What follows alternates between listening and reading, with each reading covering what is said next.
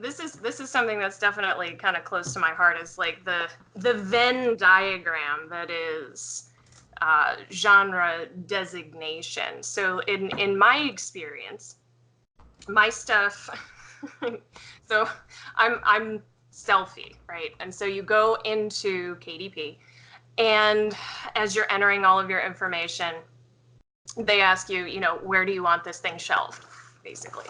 And it's these little nested drop-down menus of genres. And it's like, pick one, and it goes down and goes down. And you're supposed to be able to find some perfect place to be able to put your book.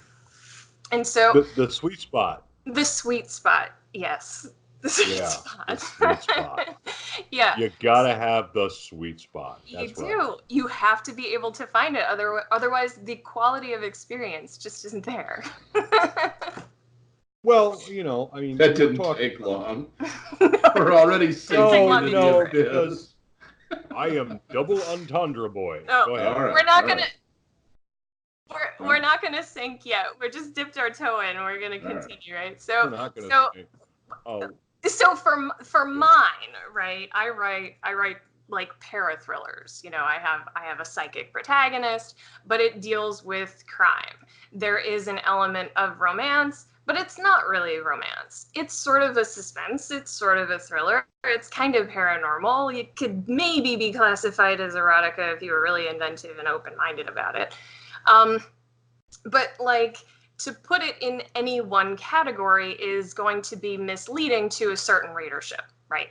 So if I put it in, a paranormal thriller, somebody who's expecting a thriller is going to read this thing and be like, it's really kind of more mysterious. If I put it in paranormal suspense, somebody's going to be like, this shit is kind of scary. This is not what I was looking for. If I put it in romance, they're like, well, that's sort of a secondary topic to the whole thing. That's not really the main plot, the relationship of the whole thing. And ultimately, it's because the focus of the books that I write is the protagonist and the shit that goes on, around her. I mean, we're talking about Venn diagrams of genres. The books that I write are sort of a Venn diagram of my protagonist. And so that's the problem. So beyond that, you get into that whole nested genre thing and whether or not that's even a good idea, right? I mean, it's no longer is there just the section of the bookstore that is mystery and the section that is romance and the section that is fantasy.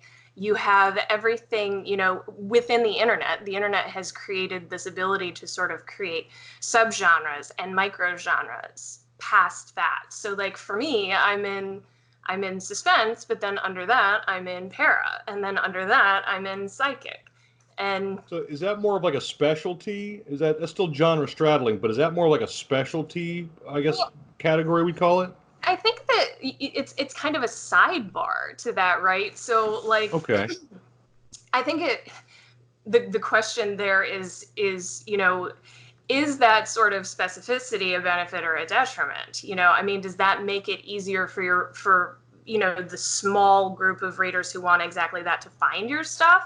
Or does it make it more difficult for more open-minded readers to find things of yours that they may not have found, before? Is it a handicap or who has the burden here?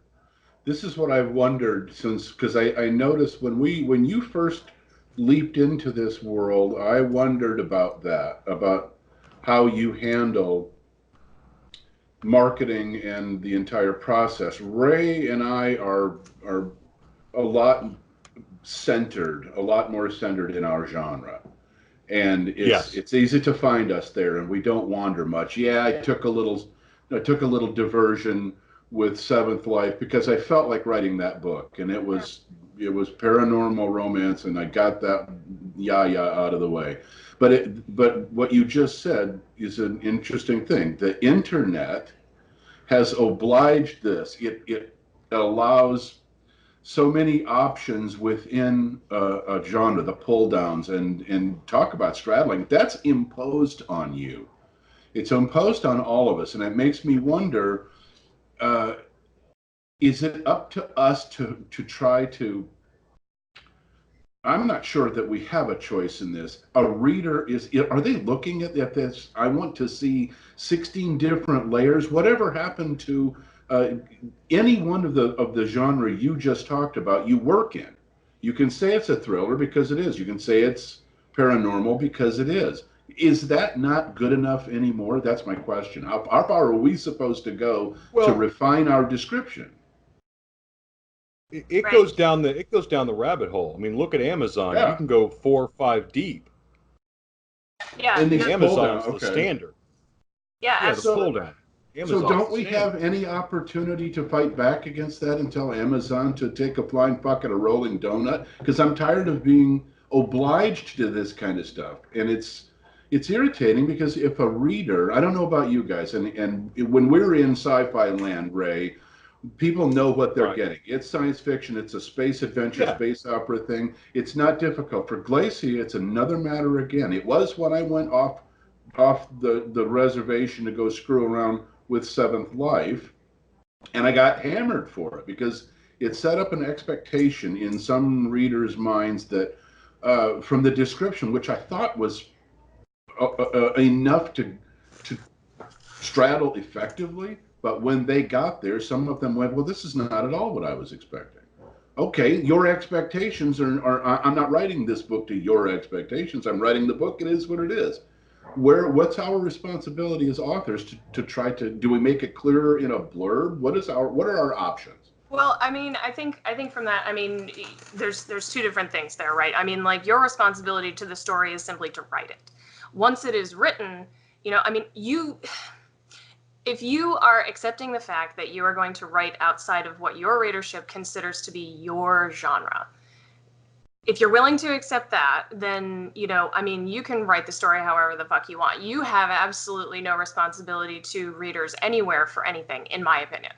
As long I as agree. you're as long as you're producing something that is technically proficient, and it's not a piece of shit, then that's the extent of your responsibility there. Now, once it's produced, you do have a responsibility to yourself, to if you want to actually sell books, to make it so that Yeah. it is easy to find for the people who want to read it.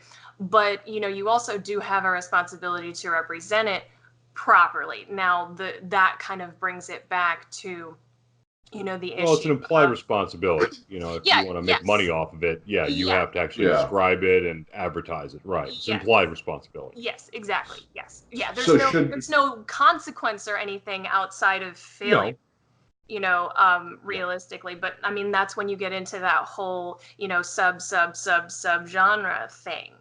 Um, Well, and with you, it's one thing because all of your books are kind of that straddle of genre yeah, where Rob flipped over to another genre. That poses a danger of alienating readers, of disappointing fans Yeah. who like his work in one genre but not in another. There's that kind of thing, and that's the danger I've got with Exactly. mine because I've got diehard science fiction, and now I'm jumping over into mages and medieval and fantasy. So we're talking about possibly alienating some of those readers who like that one type of book that I write.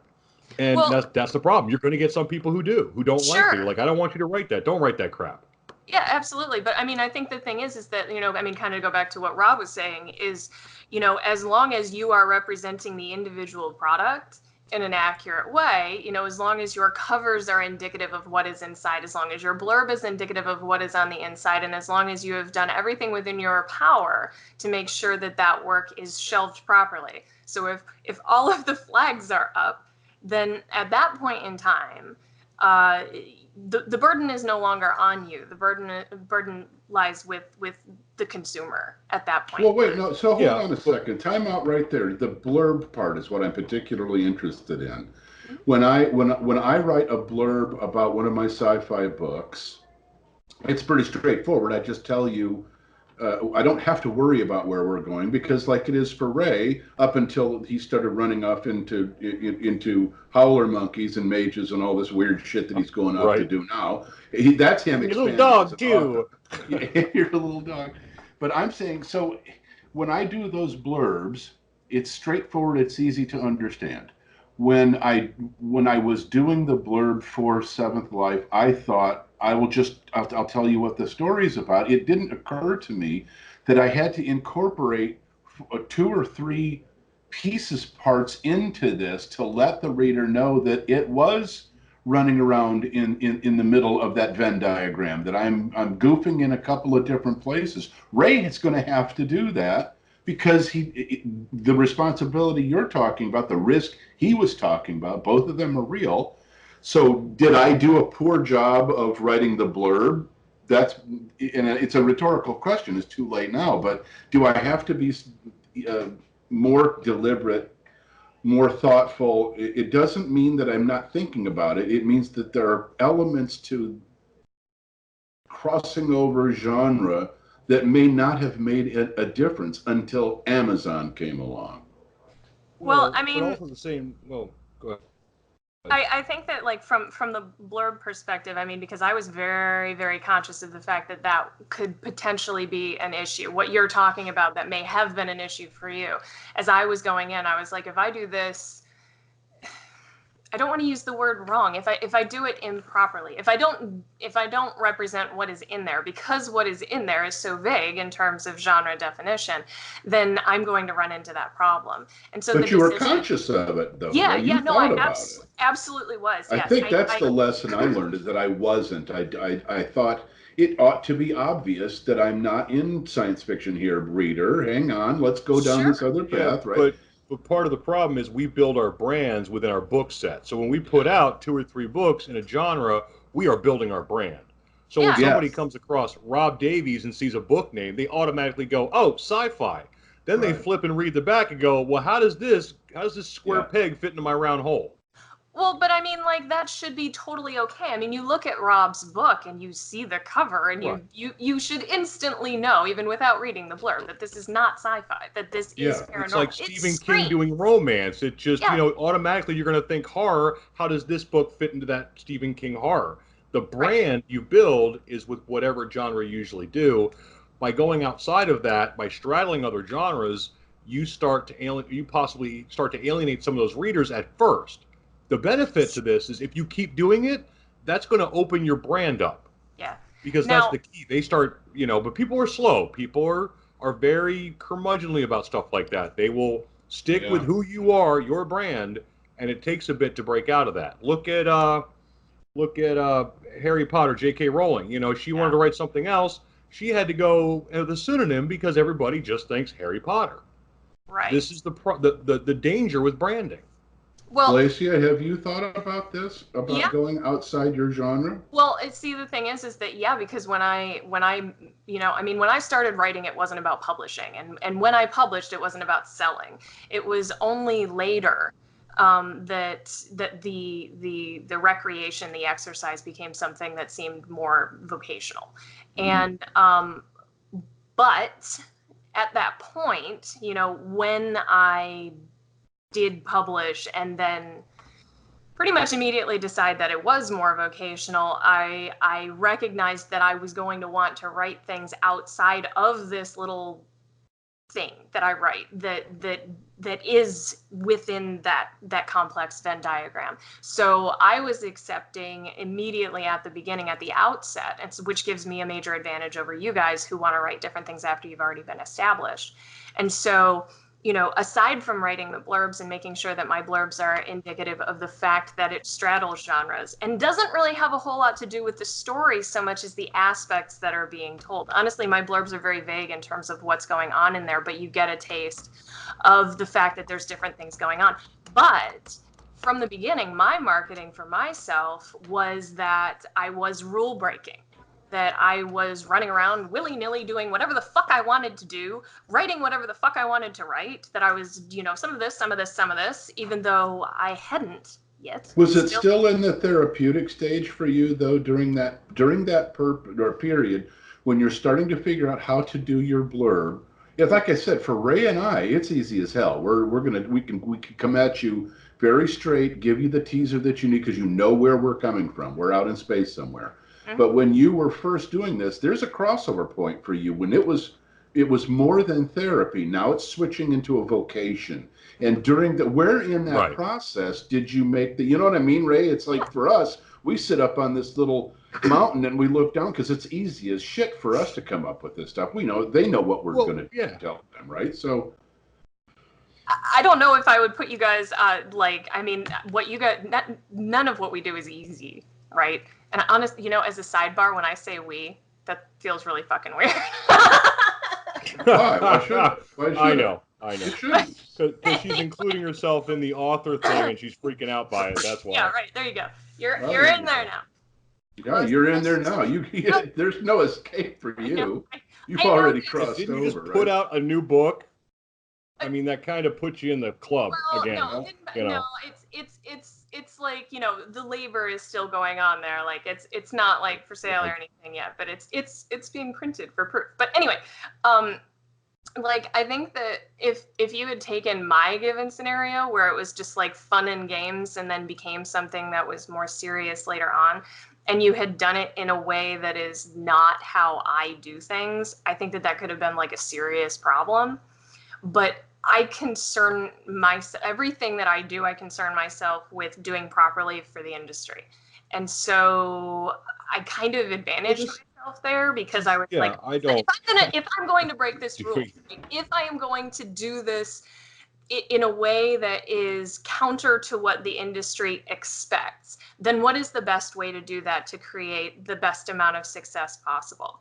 And so, I mean, you know, I wouldn't say I have the formula figured out, and it's probably, I'm sure that there is a reason that authors stick to, not a reason, I mean, another reason. You guys just stated it, you know, I mean, the reason that an author sticks to a given genre is because of their readership and the readership's expectations. But if you're going to be the kind of author who writes all sorts of things without the aid of a pseudonym to sort of segregate everything into its own little, you know, neat piles.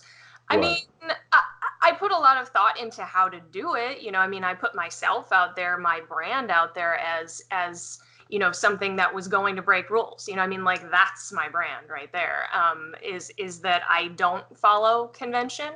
And then so when I put a book out and I almost explicitly in the blurb say, you know, part para, part crime, part romance, part thriller, people go, okay. You know, and you've prefaced it. You've given them enough of a taste. And so Ray, when you go off into, you're edging into fantasy land soon. When you're thinking about it, did you think about it with that level of deliberation that I'm going outside of my reader's expectation zone, let alone my comfort zone as an author?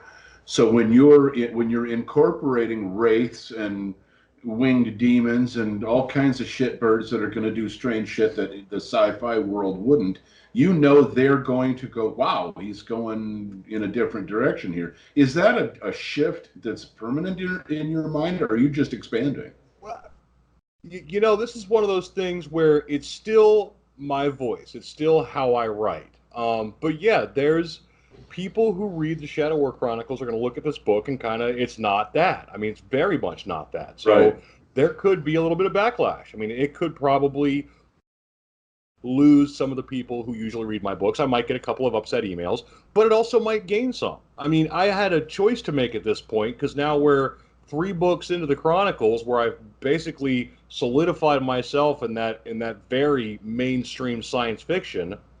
But at this point, I'm like, this is not only what I want to do. So I have a choice. Keep the safe and narrow, keep writing the sci-fi, keep building that group, or, you know, go outside the reservation and let them know there are going to be other things. So there was an actual deliberation when I did this. There was a reason I wrote it this time. But you were cognizant, the same as Glacia was, that I mean, you thought about it. I feel like a dumbass because I expected that it would be, when Glacia said, you can look at the cover and you know it's not a sci-fi book. This is something that's you know, different. People just, they get it in their minds. They know, if they read your book, they know your name, they know what you do. And it's like, all of a sudden, they're looking at this going, how does this fit into my little world? Should we feel a responsibility to, I'm not going to change the way I write these books. I'm not going to change what genre. If I feel like writing, I'm going to. I'd like to do a historical novel, for example, and I don't want to feel uncomfortable about going in that direction. But by the same token, a reader who's listening to this might reasonably say, "Truth in advertising, dickhead. You should at least make some kind of an effort to let me know this is not one of your normal sci-fi books." Is that a reasonable thing for them to say? Or should I fold my arms and say, up your ass, I do what I want? I think that's actually, I think that is actually reasonable to expect. I mean, like, But what's the level of reasonable? Changing the categories, actually putting in big bold words, this is not my normal sci-fi? Or, I mean, what level do we consider reasonable? I mean, to me, I think my level of reasonable is definitely, I mean, like the way I write my blurbs is sort of you know, I will have, basically what amounts to a paragraph that, sort of states what's going on in there. It gives, it alludes to, the feel of it and some of the structure and some of the things that must be overcome. There's a word for that my brain is doing the Presque-Vu thing about. But then after that, I have this second paragraph that will either address the author, or the author, or the genre, somewhat specifically, I mean, like, one of my blurbs, I can't remember which one, actually calls the book rule breaking. And so when you establish that sort of this level of unexpectedness, like, you are not really going to 100% be able to tell what this book is, then people are very open-minded. Right. You have given them a door to walk through, and it's the exact same thing as saying this is a romance and them walking through and getting a romance. The door I am giving them to walk through is, you're not really gonna know. It's a lot of things. And as long as you are open to it being a lot of things, or in your case, being open to something that is not what I normally write, then I think that satisfies, for me, the level of responsibility that I feel like I have to readers. Well, my publisher stuck this little line in that I thought was very clever. It said it was a genre-bending story, which ought to tell the reader. That's clever. I like that. It is. I thought that was cool as shit when they sent me that to review. Story. This is a genre-bending adventure, and it was a smart thing to do. I wish I would have thought of it, but I didn't. But my publisher did. And I thought, okay, I think maybe, Glacia, that is where I thought I was safe. Because, you know what I mean? To me, it thought, okay, everybody, caveat, this is going to go in a couple of different directions at the same time. So if this is not sci-fi, and if that's what you're looking for, go somewhere else for a while. Come back to when I release my next book. So for Ray, though, his shift is I think a little milder. It's not so weird for me to see, in my mind's eye, Ray going into a fantasy shift from science fiction, as it may have been for people to say, holy shit, how did you get from on the other side of the galaxy in the future to present day romance paranormal? That's a gigantic leap. So yours is definitely much more of a deeper shift. Is that, I mean, so Ray, is that in your mind, did that get me maybe closer to Oblivion because it was such a fundamental 180 out from what I was doing before? Well, I think your standard fan base, probably that may be the case, and but at the same time, I also think that it opened up other fans. So it's very possible that by doing that, you're opening up yourself to be able to write that kind of book again. Whereas I'm playing in much safer waters. You went way off the reservation. I mean, you crossed the river, and I did. I was good grief. And you're sitting up there, Oh yeah. So okay, mine so maybe is much safer. Yeah. Yeah. Glacia, do you see, when you think of your progression as an author, Well, think about it, because you're not on the other end of this anymore. You're way in now, and it's too late for you. So, but at some point, something creatively is going to jerk you away from para-romance, para-thriller. It will. The same thing happens to Ray. Same thing happens to me. We have a tangent. It's an interesting idea. We have the ability to write it, or to write to it, to speak to it in that voice. We take this plunge and go expand a little bit. Have you thought of that, or have you avoided it, or where are you at with that? My next project, once I get out of this series, is going to be an old-fashioned Agatha Christie style mystery. Past that, I have one that is very literary, but I don't want to write it until I feel like I can do it justice. So no, I love those books. Yeah, I have a couple in timeout for that. Yeah. You just can't quite nail it yet. I know. Yeah, no, and I think I can, eventually. I think that things are coming together, but I want to get to a point where when I write a book, I'm still happy with the last one. And then I think I'll know that I'm ready for that one. But I mean, to answer your question directly, I mean, I'm not like, no. You're not averse to it at all. No, I'm just going to keep going. Like the way I see it, and I know that this is just me being impetuous and probably very naive, but I still am in that phase, I guess, where writing feels very much like art.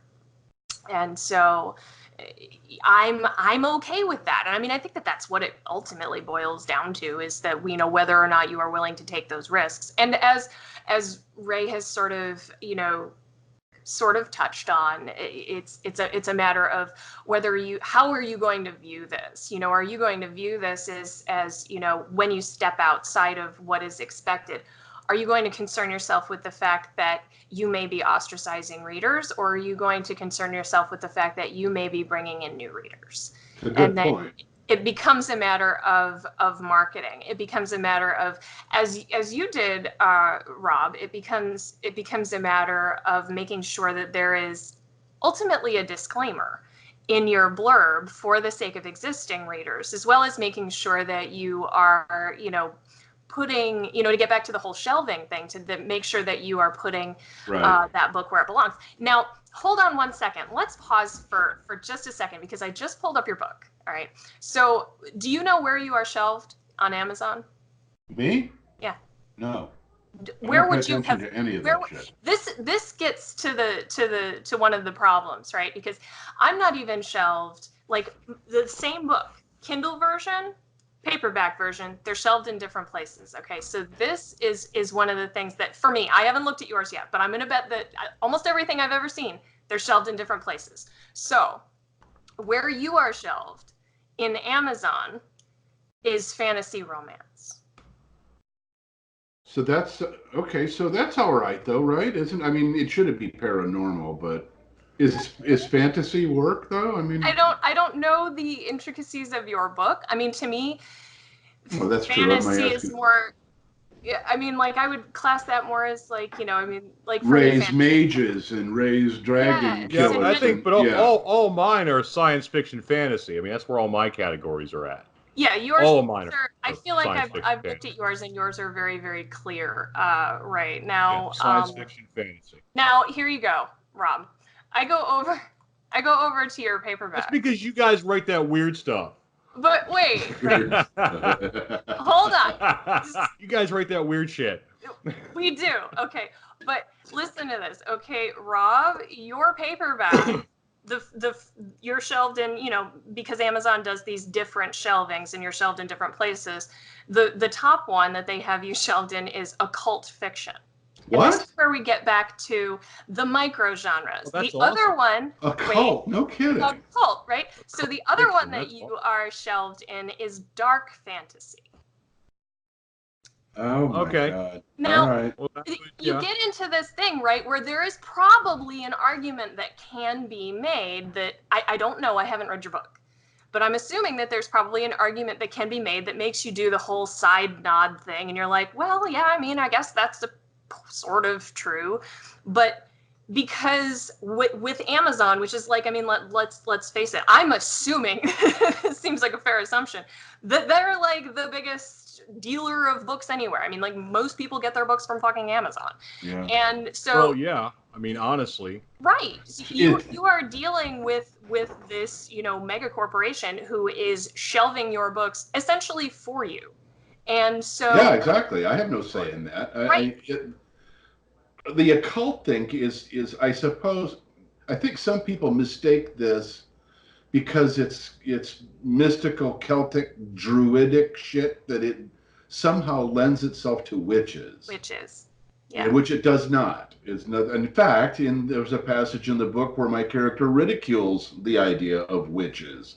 It's not a cult in any way, shape, or form. How in the world did they make that leap? But do they have algorithms that do that for them? Yeah, that's it. Really, what they're doing is they're looking at your blurb, your cover, and the keywords that are in your text, and that's why the Kindle versions are often so much more accurate than the paperback versions, because that goes through a program essentially, and they pick out keywords and make assumptions about what, you know, you're doing. Now, why doesn't that translate back to the paper then? Why don't they start with the Kindle?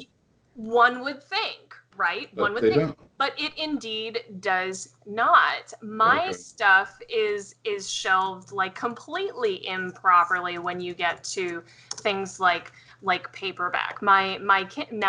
This is where I'm at a bit of an advantage here, because advantage, I use giant air quotes when I say advantage to this, that I'm published with Amazon. So I actually have the ability to go in and say, this is what this thing is. But then they shelve it in the micro genre that they think is appropriate. So because we're sort of dealing with Amazon's interpretation of how literature should be marketed and sold, we're at their mercy in terms of being put into that micro genre. The best thing that we can hope for is being able to pick our subgenre. Do they do the same thing with Ray's stuff? I don't know what his are listed. Mine's pretty firmly seated, honestly. Is it? I'm sci-fi. I think they play around with the subcategories a little, but honestly, for a while it was military sci-fi, but that wasn't quite right, so I think we had it changed. But yeah, originally it was. It's always been very much sci-fi fantasy. Now, is that going to change though for you in this? Because your next stuff, I don't know. You're in a WIP. It's going to be epic fantasy. I mean, it will be exactly. It will be contemporary epic fantasy. So you're taking a jump in a different direction, but it's going to be. So, do you sub this, or is it just pretty epic fantasy? Call it what it is. Is that how you intend to blur it? I mean, it's from a gender straddling standpoint. I'm just going next door. You went across town. I'm just going next door. I got on a goddamn bus and went way across town. It was ridiculous. It translates. Now, the nice thing about this book is there is a kernel of science fiction in it, so that kind of makes it okay. You know, this is my justification. Right. You know, it's got a good little kernel in here, so it's okay. Yeah, and that's the thing. But I mean, in that, it's kind of like peanut butter chocolate. I mean, science fiction and fantasy always go hand in hand. So I don't necessarily see that as a problem jumping. Now, if I decide to do something historical, or if I decide to do a murder mystery, at that point, you know, it's probably going to alienate some people. But I think the biggest problem, or the biggest tell you get a lot of authors, the reason they don't jump, is if you listen to how they talk, you ask somebody, well, are you doing another book in this series? And if you listen to it, they say things like, well, if it's still marketable, or if it still sells. I mean, they're not worried about what they're writing. They're worried about what people are buying more. You know, if somebody's buying more of this book, they're going to write more of that book. You know, that's how they guide their writing. That's a whole other topic there. Yeah, and I'm telling you though, it's like that's how they guide their writing though. But they guide their genre. We need to go down that path in one of our future broadcasts. Oh, that's a big path, because that's a book right there. For sure, yeah. Like, are you a pop author, or are you a literary author? Yeah, exactly. That's wow. We really need to do that one. That's worthy of exploration all by itself. But I mean, that was that was what I knew realistically was I was probably going to have some of the people who read my current novel set not read the new one because it is something else. But not once did I go, oh, I'm not going to write it because it's not going to make money. I could honestly, I wanted to write it. So that wasn't even the monetary wasn't a consideration. It was just, okay, are people going to be pissed? I cannot imagine such a thing. I cannot imagine. Yeah, I don't think they would. That was, to me, that really sticks in my craw. I can't see that. I understand the expedience of following a path that is commercially successful. I understand. It's not like pulp swashbuckler novel writers. I'm not talking about that, but I'm saying it's not a bad idea for us to stay primarily within our respective genre.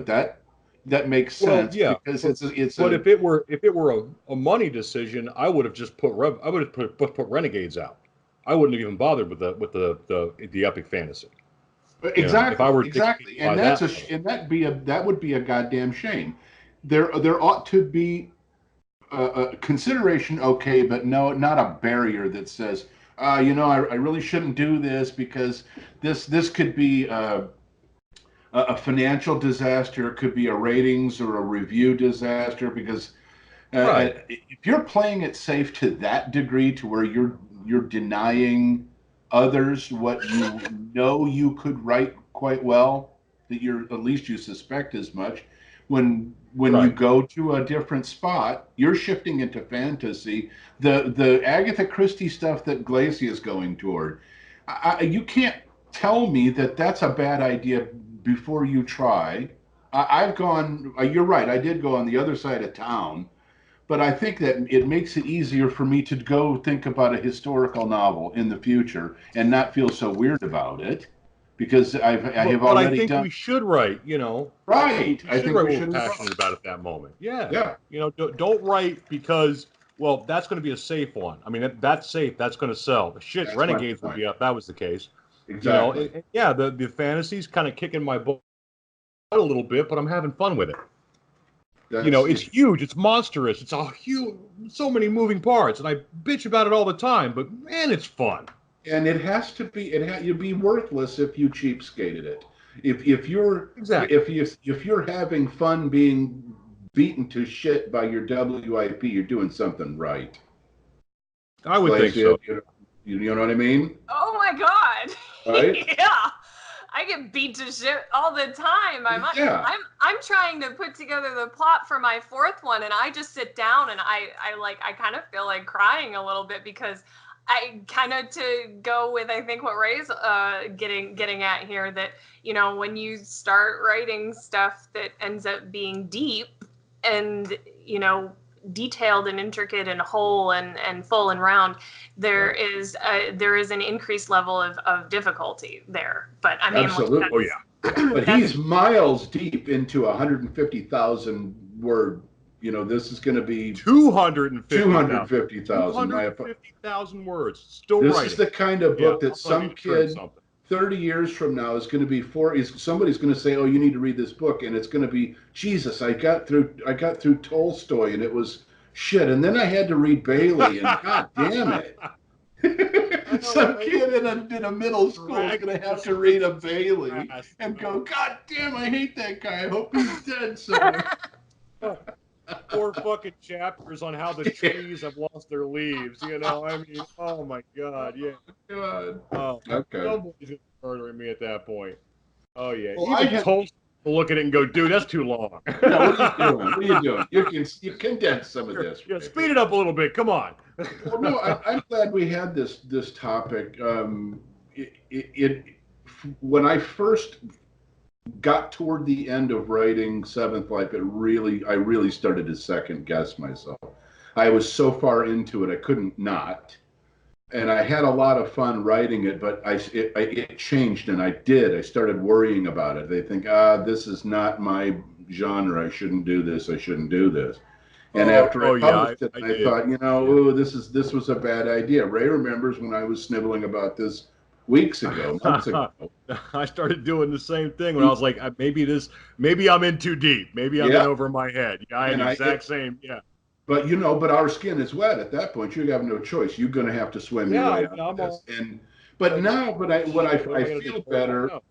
I feel better as an author when I hear these perspectives from you and Glacia. JR writes in a million different genre anyway. She would just kind of be sitting back going, yeah, hello, welcome to my world. But if it doesn't do anything else, it gives me a little bit more courage because I want to write a turn of the century story. So a gaslight era 1890s to turn of the century really bad. I'm a history freak and I want to do that. And I shouldn't be paranoid about it. Well, when I got done Vengeance, it was a good write. It was a lot of fun. It was challenging, but at the same time, it's like hanging out with some old friends. You just know the book. It's third book in the series. You're like, yeah, I got this. I know this. I just at that point kind of wanted to. I was like, you know what? I want to go somewhere different. Okay. I want to just see a new town. I want to, and this is where that came from. It's once things get to the point where it's just a comfortable old friends. That's always nice, but you kind of want to. Maybe beat yourself up a little bit. How good? Okay, yeah, everybody's like, this. I love this book. I love this series. This is great. All right, now we'll put the rubber to the road. How good am I? Let me go out and try this. Exactly. This has been hitting my mind. Then you get into it and you go, oh shit. Yeah. Right. That's the problem. Right. You go, well, maybe this wasn't a good idea. While you got your parachute already jumped out of the plane already. I should have left sci-fi land. I'm never gonna make it. You're out of the plane, halfway down to land. You got your hand on that paracord. You're like, maybe this wasn't a good idea. Go, dude, suck it up. You're done. Okay.